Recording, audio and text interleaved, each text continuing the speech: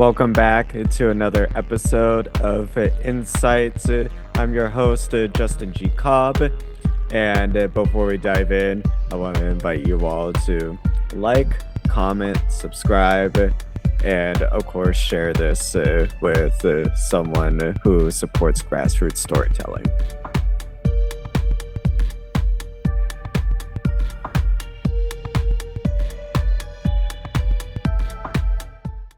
Welcome to another episode of Insights, a Small Seeds Media production. I'm your host, Justin Cobb, and today I am bringing to us this wonderful guest.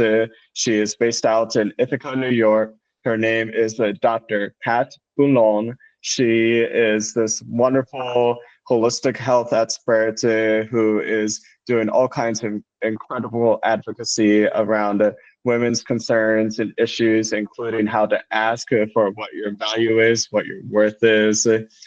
And I'm going to be calling her Dr. Pat from here on, unless she says otherwise. Dr. Pat, thank you for coming on to the show today.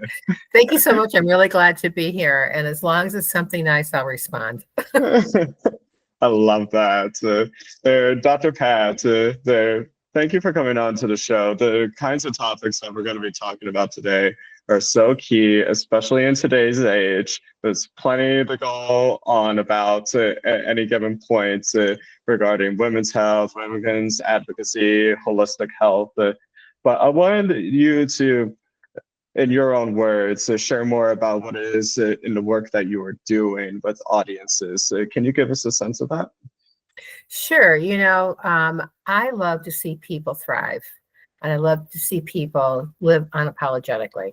Folks, before we continue, I want to call you all, and I want you, if you support grassroots storytelling, if you believe in the power of stories to make a difference, I'm going to invite you now to subscribe to my Substack. You want to go in and be a part of the greater conversation, if you want to not only access to exclusive materials, but also to be engaged in a platform that is connecting audiences around the globe with the power of our stories, then you got to join and become a paid subscribing member. I am so grateful to be making this content, but I can't do it without your support.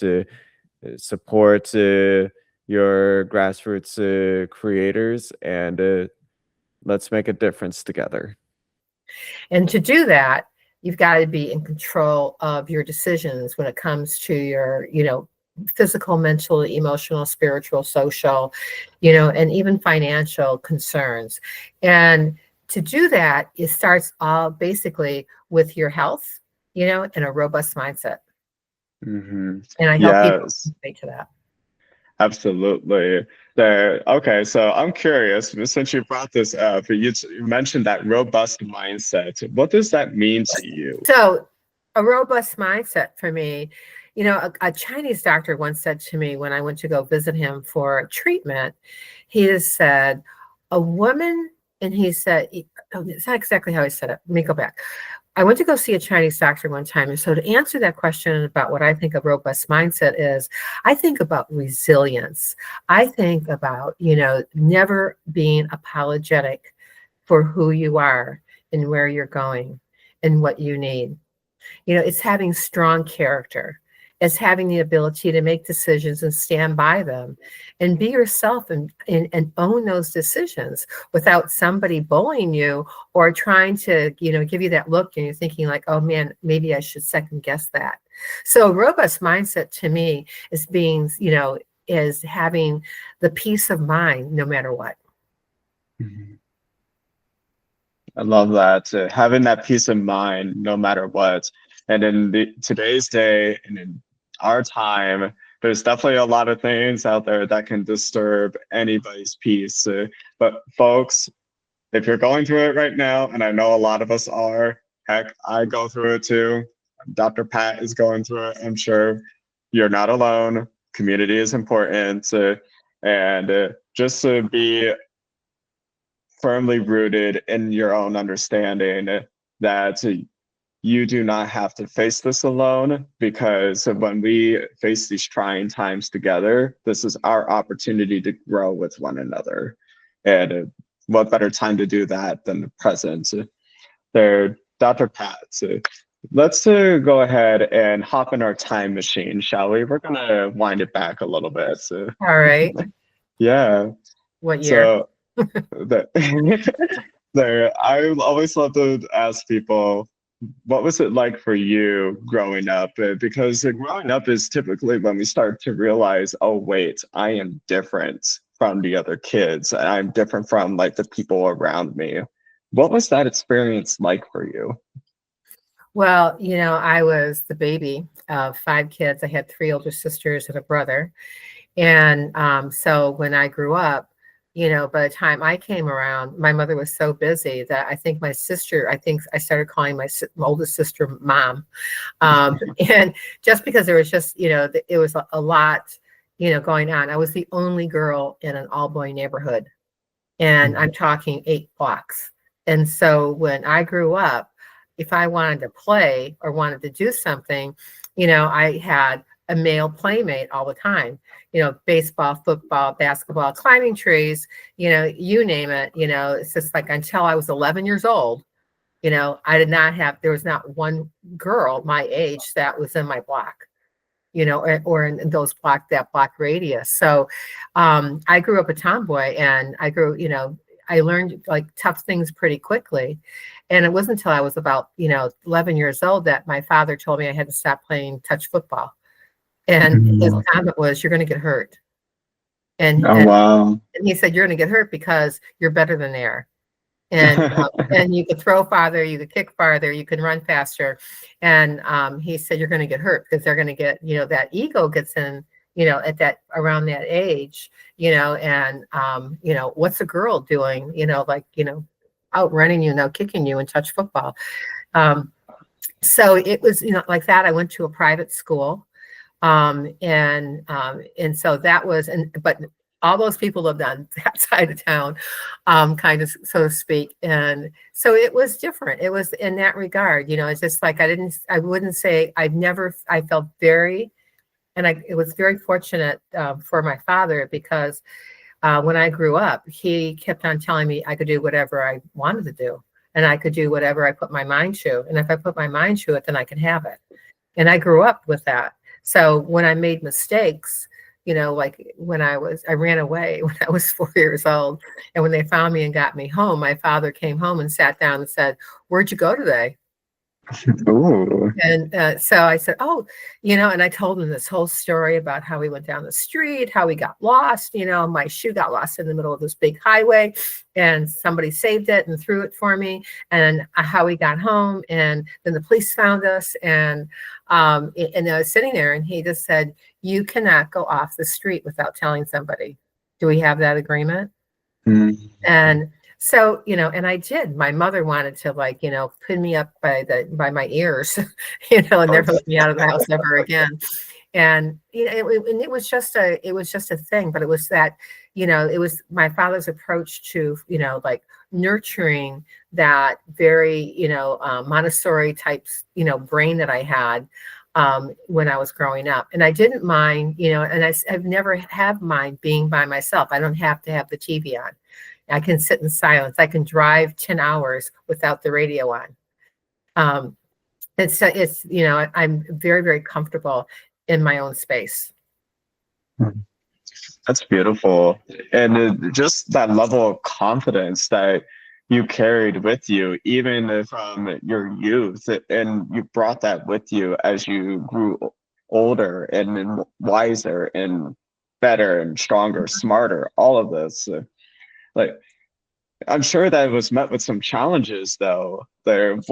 Tell me more about some of the experiences that you had with being this confident in who you are, and how that impacted the people around you.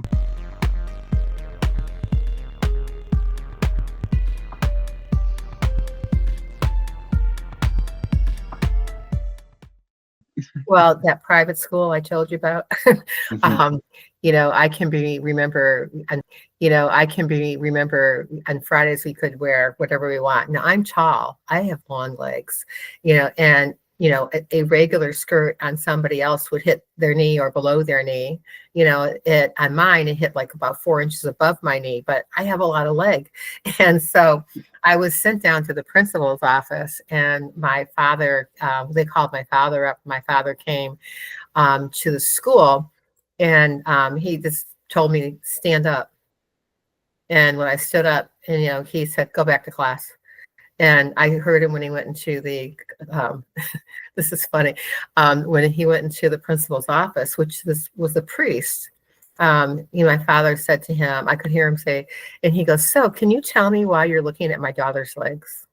Oh. And, Oh. and so it was like one of the, and I just went like, and then I just walked away, and that was a big win. And so when I wore that skirt again, nobody bothered me, on Mm. a free Friday. They're called free Fridays at the time, Oh, and wow. and when I, got caught skipping school, another quick story. We decided that we were just going to go to school. I had my mother's car, and we left, and we weren't paying attention to the time, and so we missed school, or that part of it. And the school wanted me to clean windows one Saturday, so I showed up to clean the windows. And about a half hour later, my father came to the school and found me, and he said, go get in the car, leave that stuff there, go get in the car. And so when my girlfriend and I said, can I go to the bathroom first? And so we went, and my father met Father Murphy again. And that's Father Murphy, and my father just said, how much do I pay for tuition? And he, told him, and he goes, I just wanted to make sure that number, and just say, do you have janitors? Do you have people who you hire to take care of cleaning the windows and that type of thing? She goes, well, that's the punishment for, like, being, skipping class. My father said, I pay too much money for her to do that. If you want her to do a project, if you want her to write a paper, if you want her to learn something from this, it's not because she's going to wash windows. Mm-mm. So if you would like to revamp your idea about what the punishment is, let me know, and I'll make sure that she does it. And he Oh, turned wow. around, and I scurried out the door, so he didn't see me. And and I was just outside. He goes, I thought I told you to go to the car. I said, I'm going. And and I never said anything, but I overheard that. And it's just, he was right though. I mean, a lot of times kids are in school and they do things that aren't, in the 9 dot box kind of theory, and then they get punished for it, and they don't learn anything from it, because you're writing on the board, I will never do that again. I will never do that again, or whatever it is, like washing windows. And so it's the being cognizant of it. And I was very fortunate to have him in my back, out my back pocket, that watched over the things that I experienced when I was growing up, and so that I had the best experience ever. That's awesome. And that's the one thing too that I love that you pointed out in your story, because your dad, he wasn't saying that he was against you being punished for your actions. He knew that there had to be consequences for you missing missing class. However, he was also making it very clear to people that if you're going to make my daughter work and you're going to punish her by work, that is a no-no, because if making someone work as a punishment is the antithesis of learning, and it's the antithesis of freedom. Mm-hmm. No one should be working without some sort of compensation in return. And that's like in that regard, at least in that dynamic. I know within the household it's a different scenario, but Mm-hmm. yeah, that's incredible. Wow. And the other thing that he used to ask pretty frequently is, what did you learn from that? Hmm. And then the running away part. And I said, I learned never to know not where, how to get home. Wow. And it's just because I didn't recognize if I would have went exactly the same way, but we weren't paying attention. We were just like, oh, the White House make it right, kind of thing. We didn't have that, that cognition, to do that at that time. So I learned it's always know how to find your way home. And, and he just like kind of smirked, with one of his like one of those kind of smiles. And he goes, all right, you can get out of here. And so, but I was banned from playing with the guy across the street that was my playmate, my own age, for about 2 weeks. That last, I don't remember how long that lasted, but and we ended up going to school together. Anyway. This was in New York, or where were This is you in growing up? Michigan. Michigan. This is in Okay. Michigan, suburbs of Michigan, Oh wow. Of Detroit. Oh, cool. You can So tell you were I'm from growing. there just by how I said it, Detroit. I love that. So, and I have a like Detroit is so cool. I've been there before. I've been to that area. I've been to the Motown Museum and everything. And y'all have some of the best music scenes in the world, I tell you. Like it's so cool. We do. You were doing so this was all happening in Michigan. And I'm curious now because you talked about how sporty you were when you were a kid and when you were growing up. But was that what made you decide to go and essentially become this health expert? Was your No. background in sports? There. Okay, so walk me through that. Well, fortunately, again, my father was very instrumental in that, and he had his degree from Michigan Institute of Technology, and he was an engineer, and so his education was very science based, and he worked for Allied Chemicals in Detroit, and he was the VP there.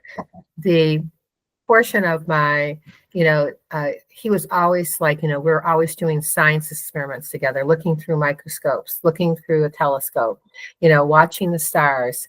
And so, when I, started playing things like doctor, I was always the doctor. I was never the nurse. I was never the patient. I didn't die. Nobody died under my watch.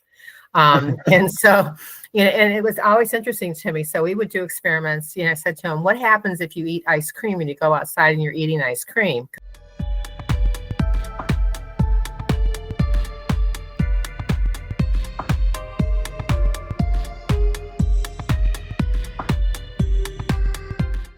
Because ice cream's cold, will you be cold?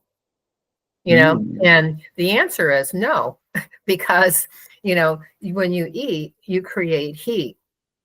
And so, I tried this, I'd walk down the street, for having a fudgesicle, or something like that. And I found that I wasn't cold. I also thought about that because I thought I was not cold, therefore I wasn't, and so I had like these really crazy ideas as a kid. And, and when I tried to train bees, we had a lot of bees and, bumblebees and that in the backyard. I used to catch them in glass jars and have holes in them. And I would sit on the grass and I'd roll them back and forth. And he came out one time and he goes, what are you doing? I said, I'm training bees. And he laughed and he said, good. He goes, whatever you do when you open the jar, don't point it towards yourself, point it away. And I took that one to heart, when I opened the jar and the bee flew away. So it was, I had just like those fun times, played baseball, had a mitt, played golf, started playing golf when I was 11 years old. He was a consummate golf player. He was an easy scratch golfer, and so was my godfather. So when I started playing golf with him, I learned techniques. I learned like really mindset techniques that were a basis, going forward, because he would tell me, it's just like, so when you're playing golf, you think you're ever going to be playing by yourself? And no, I don't think so. And he said, then stop picking your head up. Because whoever's with you is going to watch where the ball goes. And, and then when I was 11, he bought me a hook that was about so long. And I was thinking, wouldn't I get a better gift for being 11 years old? And he said, oh, no, you want this to play golf with because you're going to put it in front of where you're teeing off, and it will remind you to keep your head down. Just think of how painful it would be if the hook was in your mouth, and the visual of this is really, like drastic. But I've used it for clients who were, that were consummate golfers. When I worked on Cape Cod, I gave them that same suggestion to put, a hook down because it makes you keep your head down. And when your head's down, you hit straight and long. Oh, wow. And so it's just a really like those visualizations and some of his stories and the such were very helpful.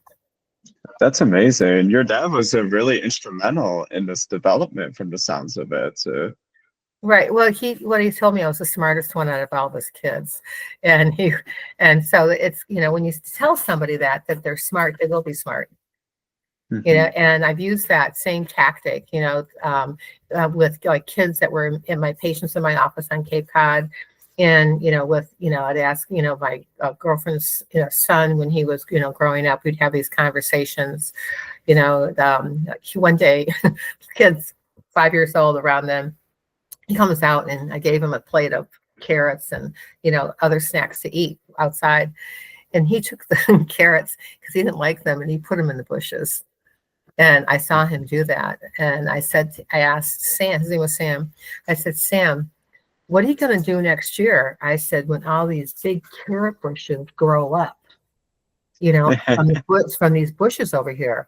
And he said, what do you mean? I said, well, when carrots, get planted, they can replicate themselves and, they're going to grow and they're going to be these big carrot bushes. And he goes, well, how big is big?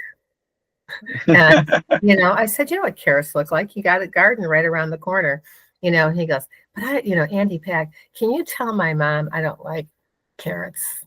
And I said, I can, but I always said I had the assumption that you did. He goes, I only eat them because she's here. And well, you never have to eat them when I'm here. So I go, it'll be a deal. And I said, but I go, if you had any inclination to plant some carrots today, I'd jig them up and we have to, get rid of them in an appropriate way so nobody knows. And he just said, okay. Then went back in the kitchen and I watched him. He's like fishing out all these carrots and putting them back in the bowl. And then he goes, look, I found these outside. He goes, what should we do with them? And I go, let's wash them off and put them back in the basket. It was funny. He was really a smart kid and he was, very loquacious and, right side, left side. He was going to be trouble if you ever played Scrabble with him when he got older. Oh my gosh. Yes. And that's the thing too. I don't feel like we talk about this enough, and it's being able to see the potential in people early on from the beginning or early on, and fostering that so that way we can all celebrate that.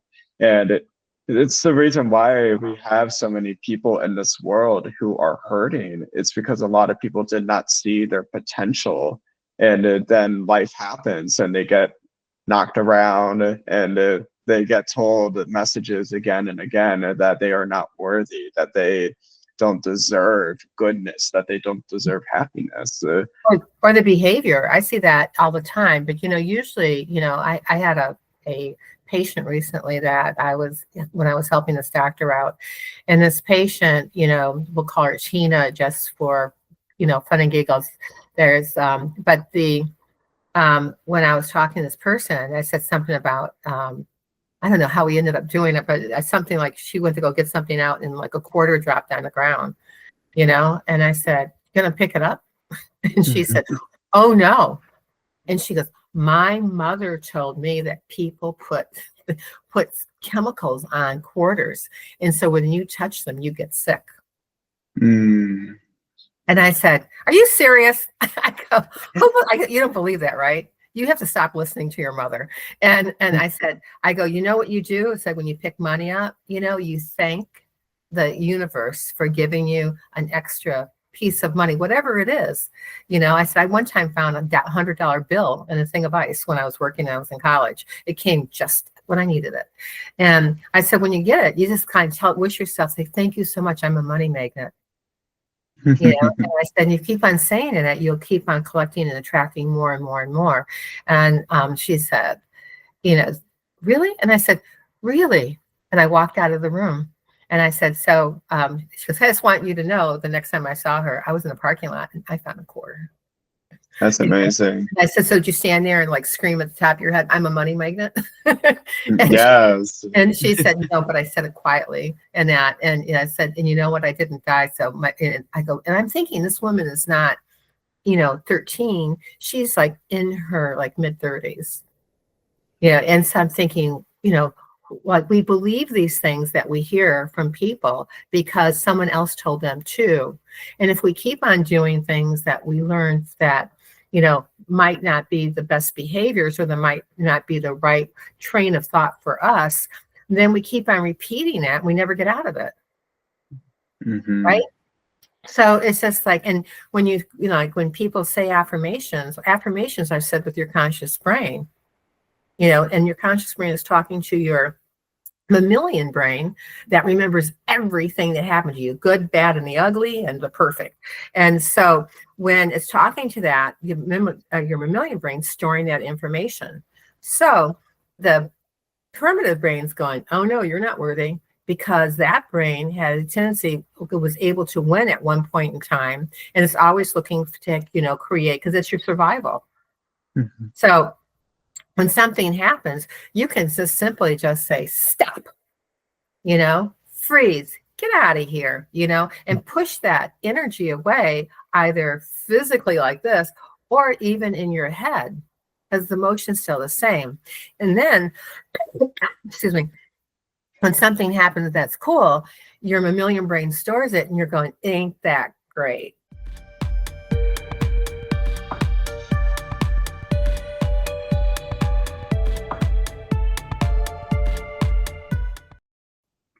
Wow. And then pat yourself, on the back. Those are like little things that people can do to, to anchor themselves so that it's a more productive, very, very more productive outcome.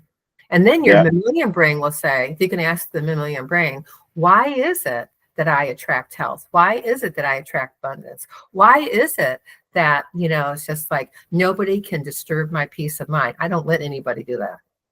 And it's just like, and the affirmation for that could easily be, I'm so strong that nothing can disturb my peace of mind. And when something happens that maybe like jostles you, you can just go close your eyes, and you can say, okay, what did I learn from that?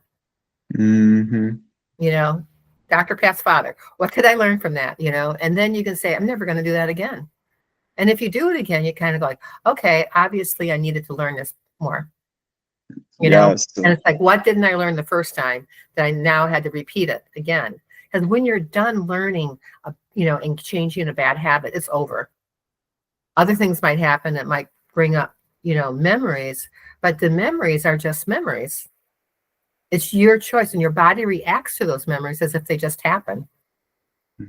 Even though they might have happened 20 years ago. So you got to like, how do I break that trauma train of thought? And there's techniques, that I use with clients that do that very easily, actually, and it doesn't really take that long to really go through that process. A lot of what you're talking about too, that when we talk about trauma, and we see it's evident in people who come back from war and conflict. It's there when people survive violence, whether it's like on an intimate level, on a personal level, or on a grander scale, when they escape from like war-torn areas or something along those lines. Well, That it's and then so people have hard. PTSD, right? People have PTSDs. Like if you can, like, tap into the experience and have them live that experience until it becomes a memory, then that experience doesn't own them anymore. Mm. And it's just like, and if you like, when you own your space, the boogeyman stays in the closet.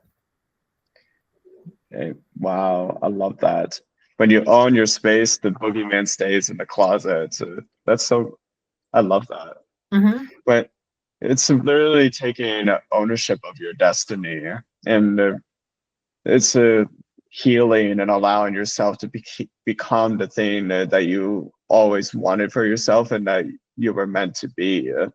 And it, it's it's not in spite of what happened, but Mhm. oftentimes it's because, you know what, that happened to me, but I needed that thing in order to help me grow into the person I Mhm. needed to become. Right. It's so It's just powerful. like, it's just how you frame it. It's just like, Mhm. stuff happens in life. It's just like there's nothing you can do about stuff that it's already happened. There's something about what you can do about now and how you perceive that and how you want to move forward and what kind of steps you want to do in order to get there. What And for, it's just owning it. what first got you into studying this? Because for a long time it was so stigmatized, and a lot of people frowned on understanding trauma. What was that journey like for you?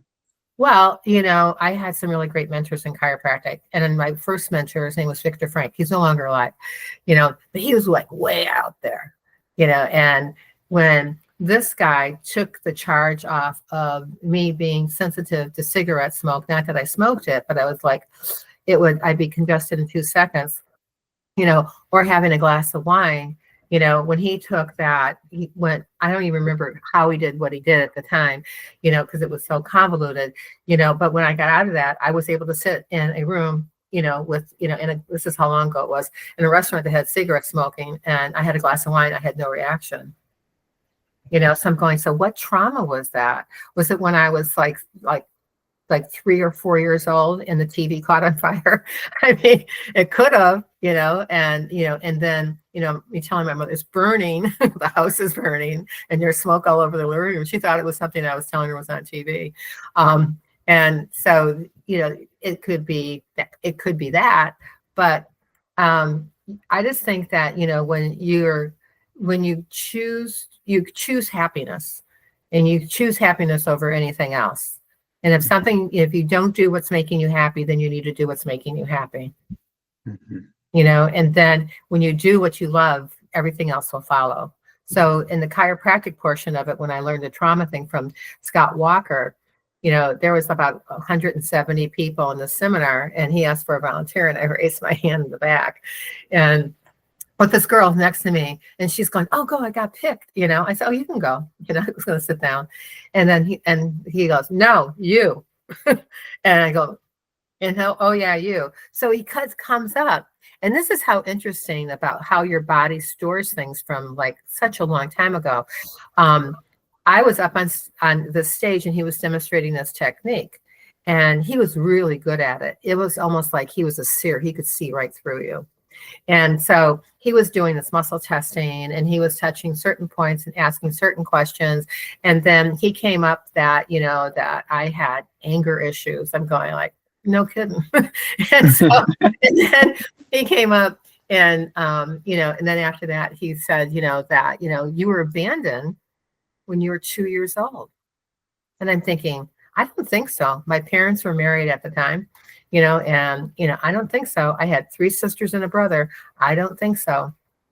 And so, he did this technique on me, and, it's like I felt really a lot of relief because some of the abandonment issues came through that I thought it was because my father left my mother, and I felt like he was abandoning me, but that wasn't the case. Abandonment issue came from when I was 2 years old, because what happened, I called my mother up, said, "Hey, tell me what happened to me when I was 2 years old." And she said, and when after I called her and she said what she said, I followed this guy. I did all his techniques because Oh, I'm going. wow. I just went like it was like a wow moment, and that opening up is just like things that happen to you that you don't even remember affect who you are today.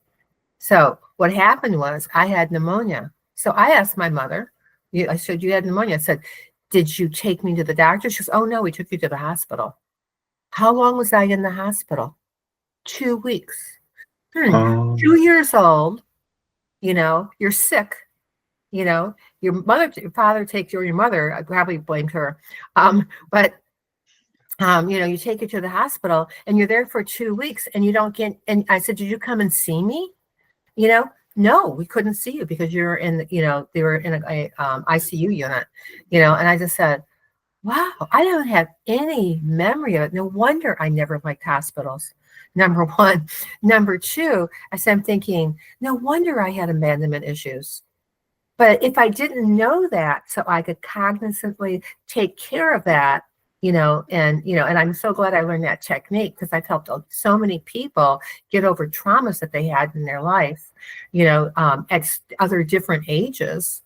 It's just like, why am I behaving like this? Well, because at 7 years old, your mother left or your father left. And when people get really upset about that, when I'm working with them, I always ask them, whoever the person we're talking about, aunt, uncle, friend, space, time, or event, I go, so who do I remind you of right now?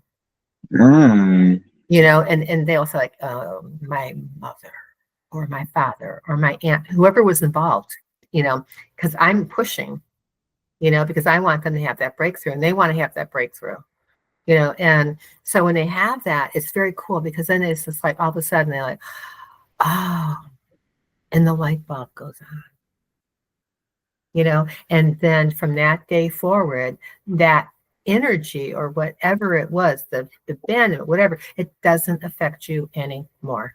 You're aware of it, but you don't have the same reaction because you go, oh yeah, I know what that is, and you're going, see you later, and it's just, and then you choose not to let it own you. It's very cool.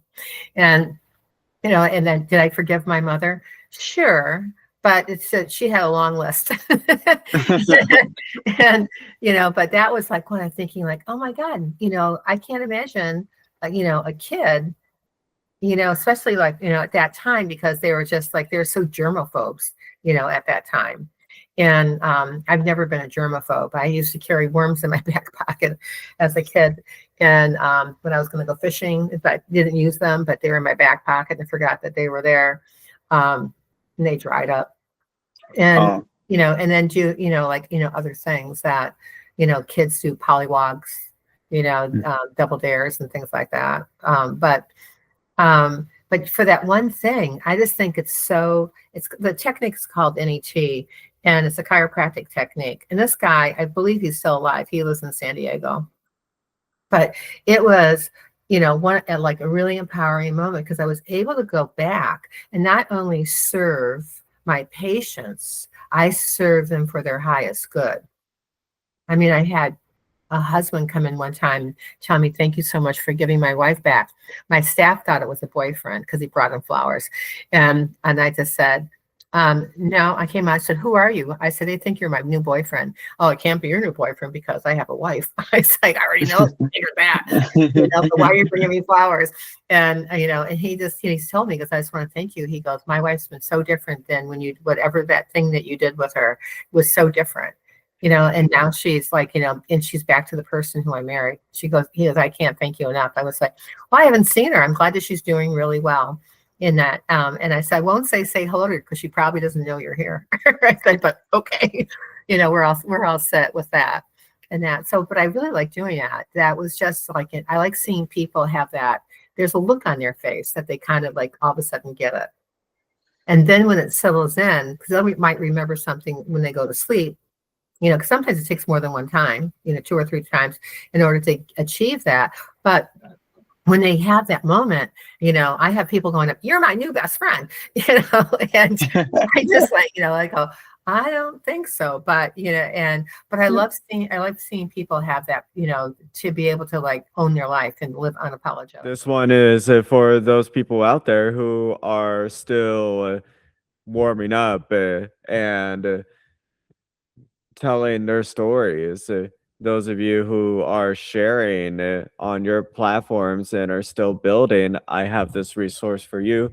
The Insights Prompt Pack, 20 prompts to build your platform, is a tool that could be used with your favorite AI partner to not only generate content, but also complement the storytelling experience, including creating set schedules and blocks for you to produce your content, materials and prompts, so that way you can think outside the box.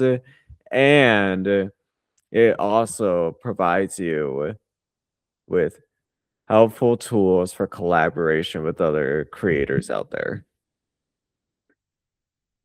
This is the toolkit that you need. I designed it myself because I remember what it was like first building my platform and going through some of the same challenges. Now I have 11,000 plus followers across all my platforms. And I've even gained some paid subscribers from building this content and producing what matters to me. And I want to support you all in doing the same. The link is in my Gumroad, and you can access that in the show notes here on the episode. Take a look. Living unapologetically is one of the greatest gifts that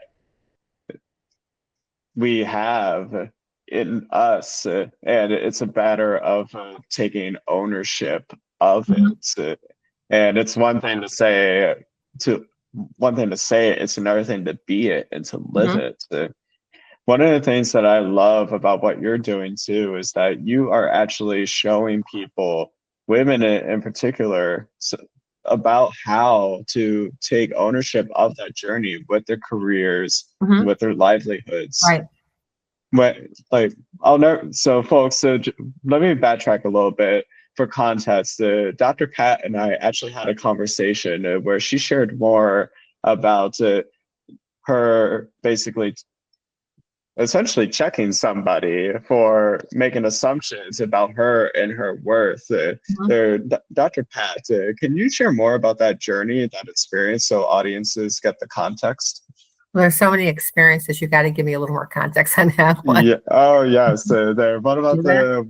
Yeah, let's talk about the one where you mentioned value and you showed that doctor about how you got to own your value. Oh, well, that goes without saying. I mean, because a lot of people, you know, I recently had a situation.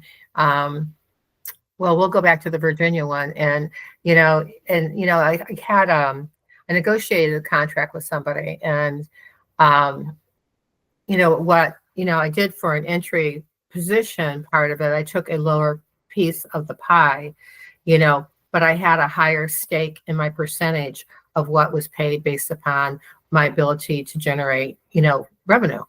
And so and even in the situation where I'm at right now, since I've been there since like last helping this doctor out, and with the transition and that type of thing. And he, the other day I went through my stats, and I went through my stats with him, and I increased revenue in this place by 43%. Looked at procedures, and how's the personal experience with someone from the time they call up to the time they walk in the door, and then what happens after when they get there. So like up leveling that, and also giving people, in creating, like, hey, here's where you're at, this is where you want to go, it's not going to happen today. And I said, pain's the last thing. This is a chiropractic office. Pain's the last thing that comes, and it's the first thing that goes. It's just like you have to be willing to, not to, or to make smart decisions, so that when you're going to not give an ultimatum, but just say, like, hey, this is like, I don't mind helping you, but I can't help you and not get paid for it, and get paid a fair value of what everyone else is getting paid, in that same scenario. But if I bring more to the table than just being, because I'm not just a chiropractor or just an acupuncturist or just a functional medicine doctor or just a lifestyle medicine doctor, I'm a hell of a lot more than that, because, and I, have, been told, and thanked for saving people's lives. Wow. And so, it's like, one person came up to me one day, I'm so, glad that I, met you, because your decision-making ability, is, I'm an intuitive healer, and I'm known for being intuitive. I do a lot of shoulders, ankles, sports medicine, all that stuff. But I told this guy, I said, you got to go. I go and do a scan. I said, something's not right. And I had a coach a couple years ago that I physically, met him someplace, we were having coffee, and he was going like, man, this is really bothering me, so, I looked at him and I muscle tested him, how I learned to do all that other stuff, like the the trauma stuff. And I said, you have something wrong with your upper lung on your right side. And I said, I go, I don't know what it is. I said, but I said, something's going on there. And he called me up the next day because he went in, he had a CAT scan, and he had stage 4 lung cancer in that lobe.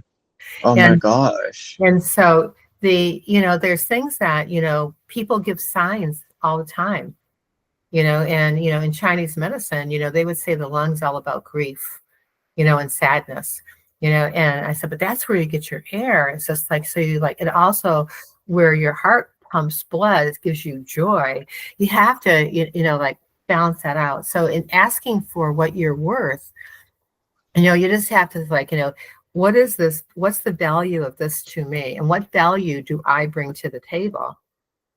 And some people don't, they want to ask for things that they haven't been able to claim yet, but they have to be able to claim them first, because and then say, here's my stats, and also I just wanted to just like really impress, especially for women. Women always say, it drives me crazy. Women always say, I'm sorry. I mean, they say like, oh, can you, like in the office scenario, can you move down the table? Oh, I'm so sorry. What are you sorry for? Just move. Fix the problem, fix the situation. Don't apologize. Don't give your power away like that. You can just say, like I was in an office one time that was it was like the only language, I was the only English speaking person in there, and I had an interpreter. And in this office, I had people say to me, I was telling them, this woman kept saying she's sorry. I said, never say you're sorry. And I said, I go, your husband gets in an argument with you, agree with him. And she said, and the girl's going to that, and the woman's like, you saw her face.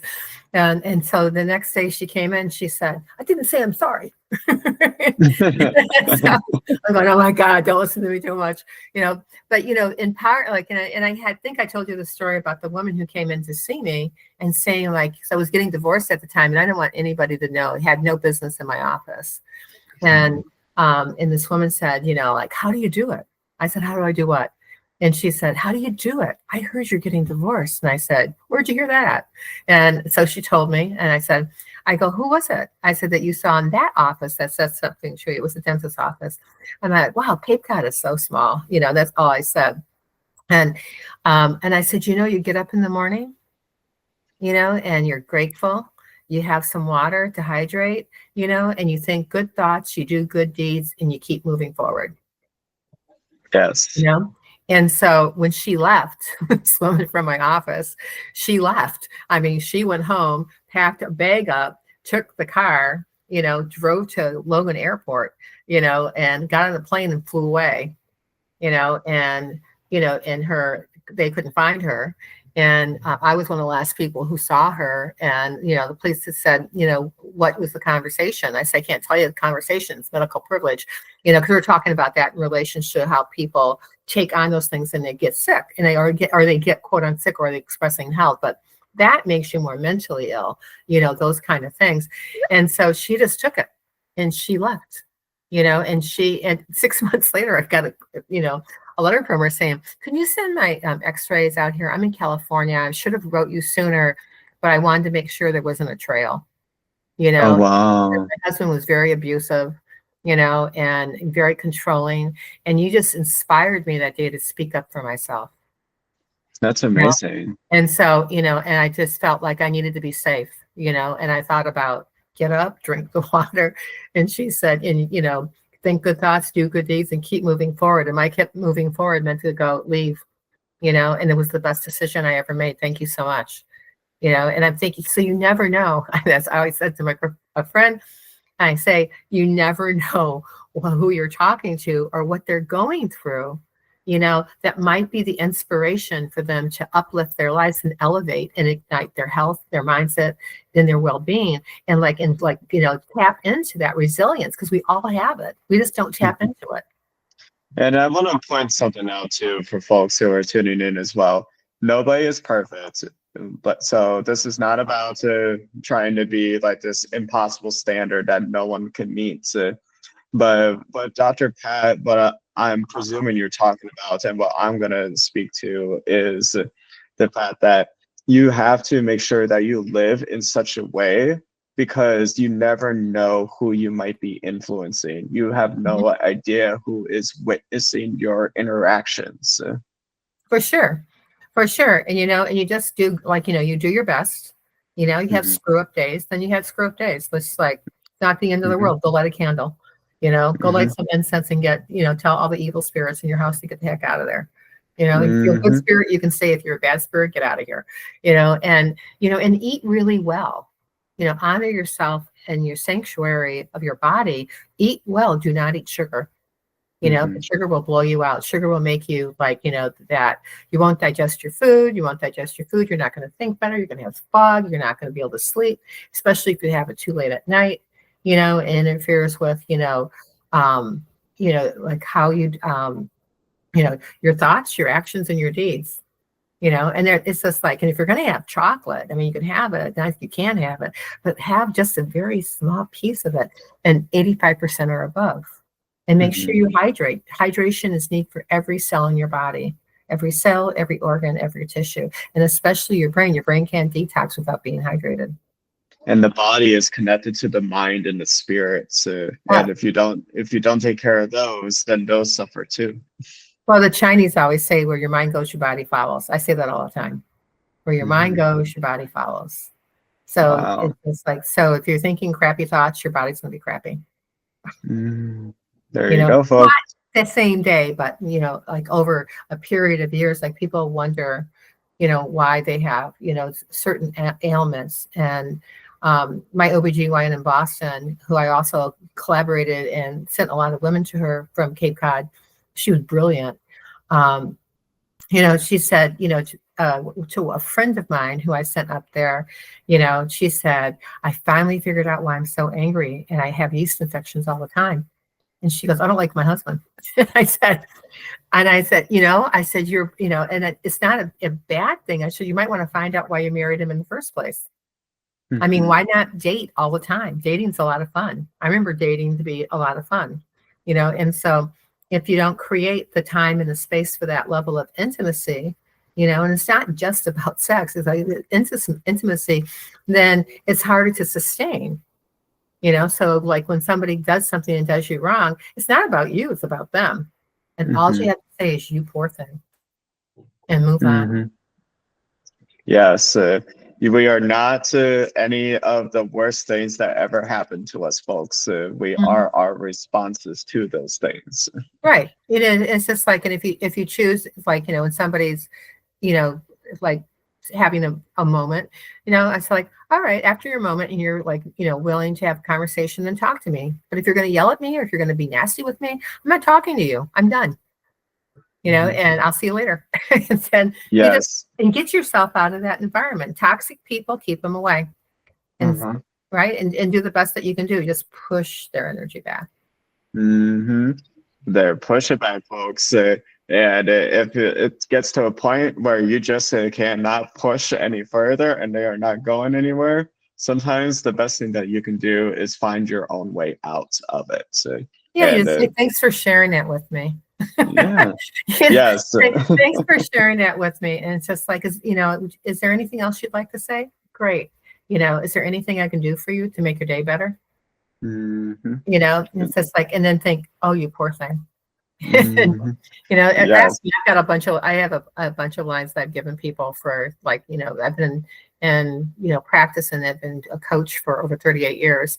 And because you help people all the time, I wonder why people are sick. I'm like, well, what happened? What age was it? So, and it's just, that's investigative stuff. But just be willing to be open to it, because you don't want to start doing that. And you said, I changed my mind. I'd rather have a crappy life. It's just like, you don't do that. You have, take the first step, and then you just take a first step. And then the next day, take another step. It's like, you want to hydrate more, drink 1 glass of water. The next day, drink 2. It's not going to kill you. Yes. If anything, the water is life, folks. They're mini Wachoni, as they say in Lakota. Mhm. They're, it, water is life. And when you sustain yourself with The eau de water vie. and nutrients, yes, yes, exactly.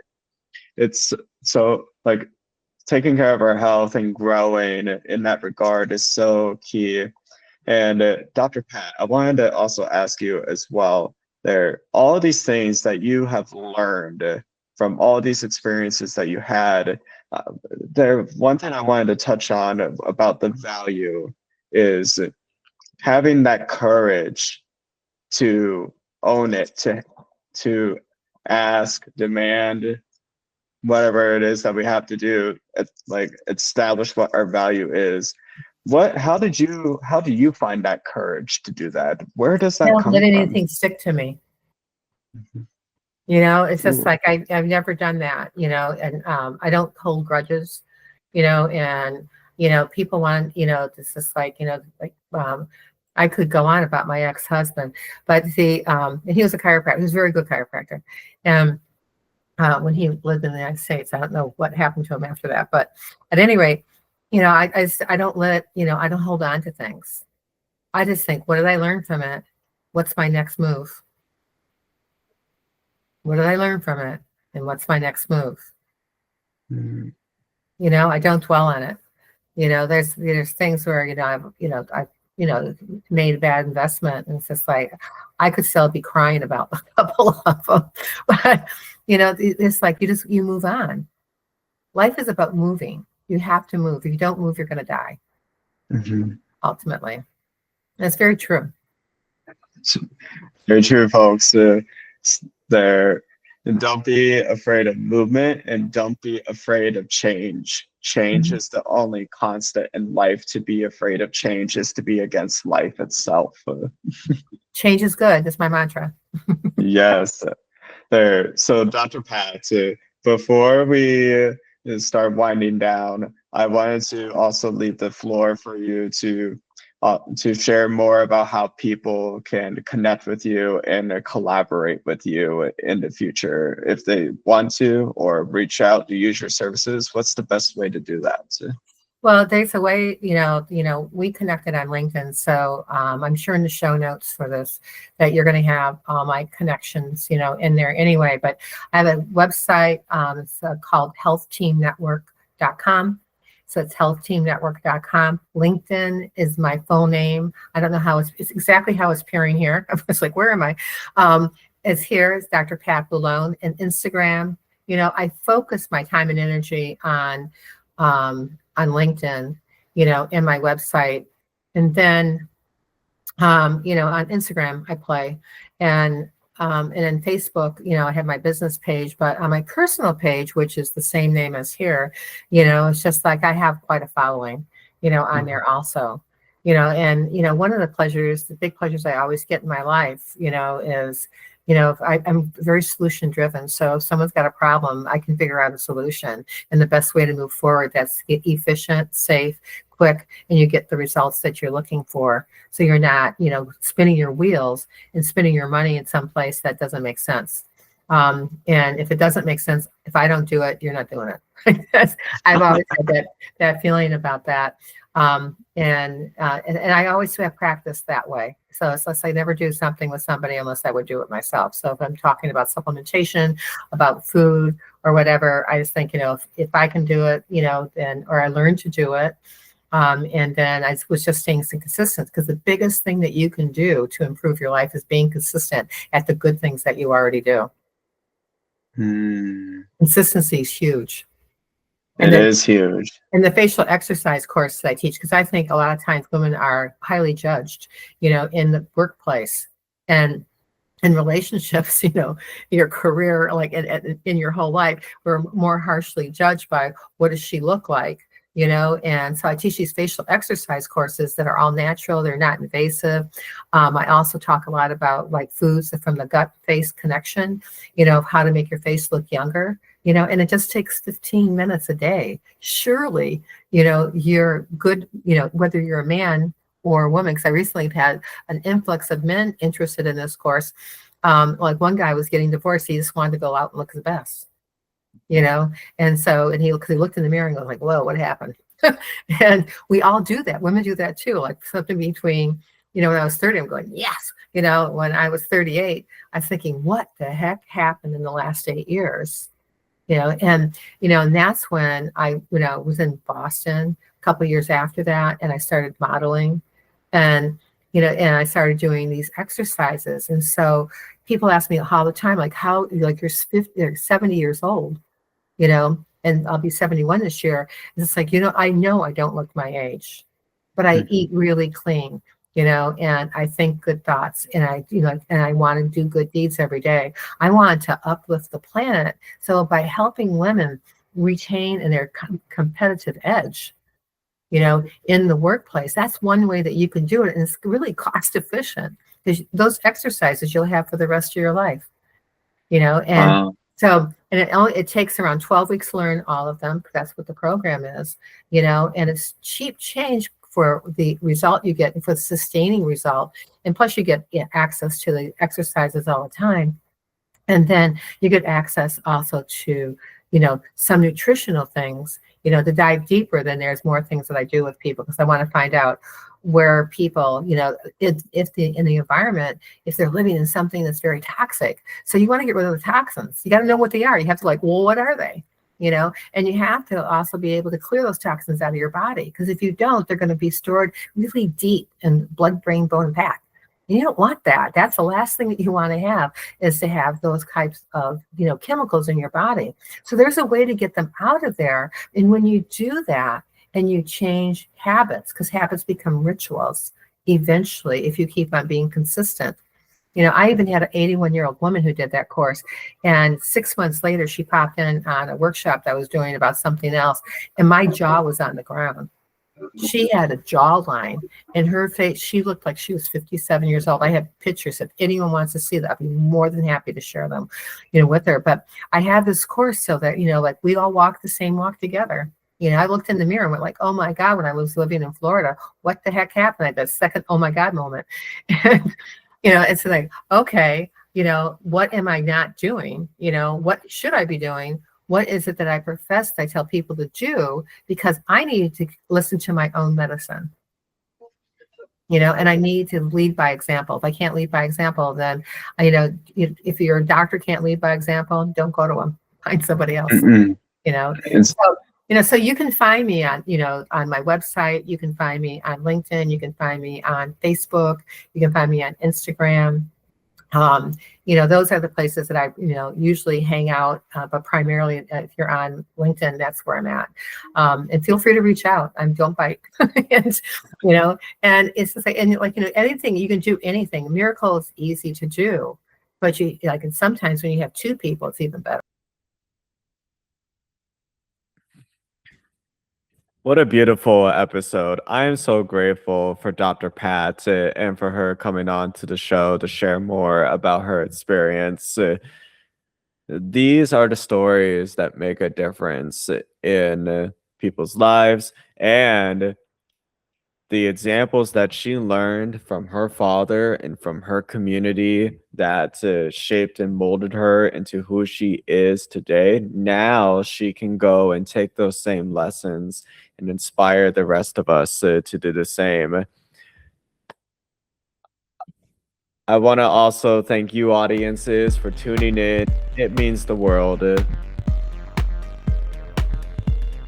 And I cannot be doing this work without you. As always, again, don't forget to like, comment, and subscribe. Don't forget to share this with people that need it most.